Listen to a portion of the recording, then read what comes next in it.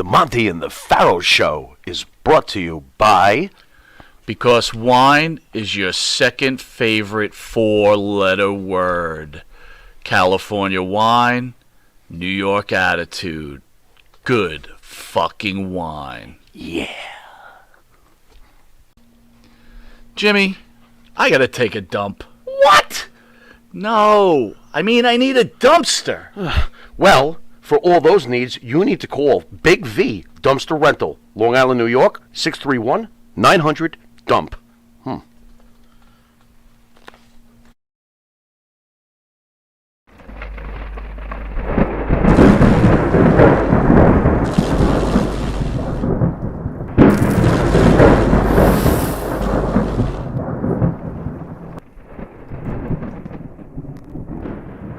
You never ended up getting, we don't know, right? And everybody tells you all these many, many stories, and you finally try to. Well, everybody loves a juicy story, but unless you're there, I mean, or unless you're talking to somebody that was there, and even somebody that was there, a lot of times they'll doctor the story up. So who knows? All right, man. Well, we're going to hit you with the Pharaoh's final question. First of all, thank you for joining us. As always, you are Absolutely. an icon, and I'm glad you're feeling better. Also, thank you we're going it old school. Our studio is still under reconstruction. It's not ready until March, so we're doing a little old school stuff. So, Jimmy, you want to hit our star with the Pharaoh's final question? And please make it a good one, will you? Oh, I can feel the pressure already. Well, I've always wanted to know, and I feel like, and you knew the family very well, but I'm talking as a fan here. I always felt that David was the one of the four. I understand Kerry had the physical gifts and worked hard to make sure that he was the perfect package, which he was visually, absolutely. But I always felt that David was the one. What's your take on if you had to do a pecking order? Geez, I hate to put you in Fritz's allegedly imaginary spot in the movie, but who would have been your number one? David, Kerry? I mean, how do you feel about David? I felt that David was the total package because he could do anything. He could be a face, he could be a heel. He was great on the mic. He was great in the ring. I felt he was the most rounded Von Erich. What's your take? You just said exactly what I was going to say. He could work anything. He could work heel or babyface. He could talk.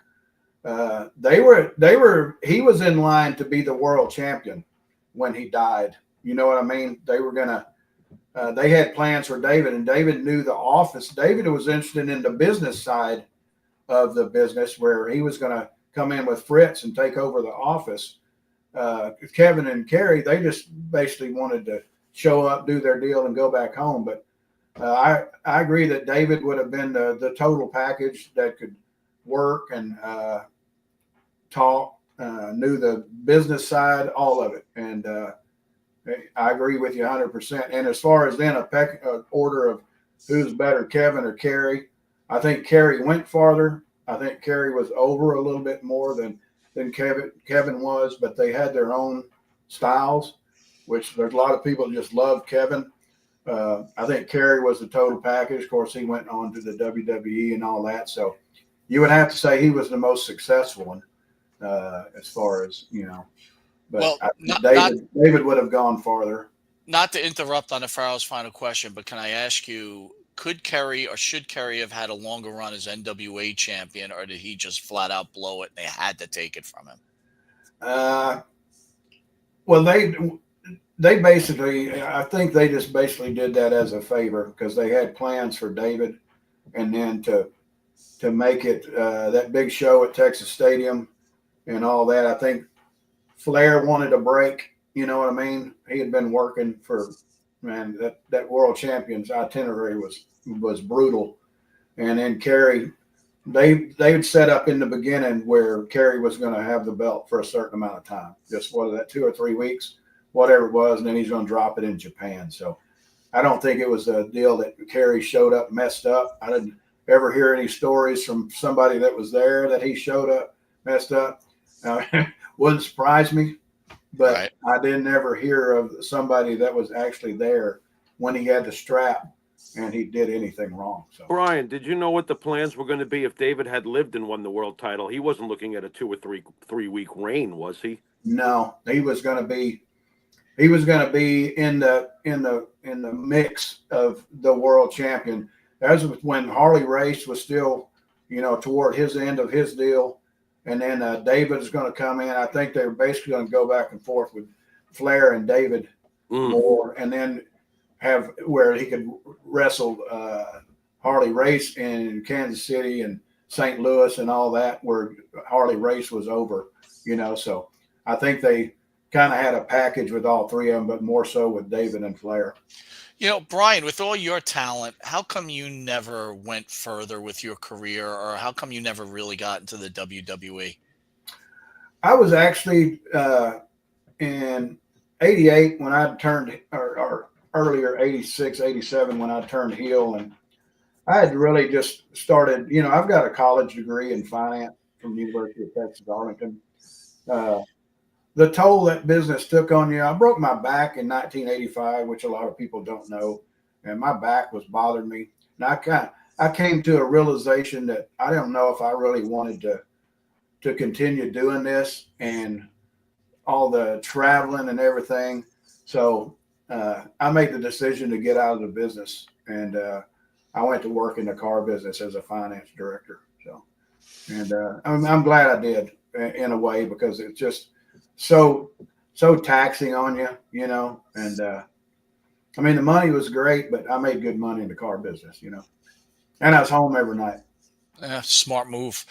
I guess one last question. How come you feel Kerry's run in the WWE did not reach the heights that